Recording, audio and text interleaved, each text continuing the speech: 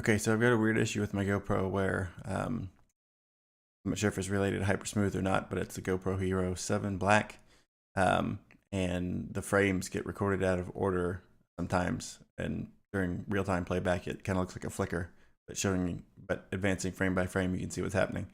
So um, here I'm going to consider this frame 0, and we can start counting from here and see what happens.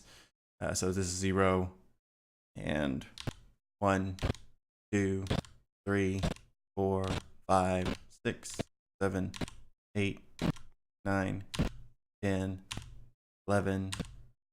Okay, and then frame 12 is a duplicate of frame 11. Frame 13 jumps quite a bit.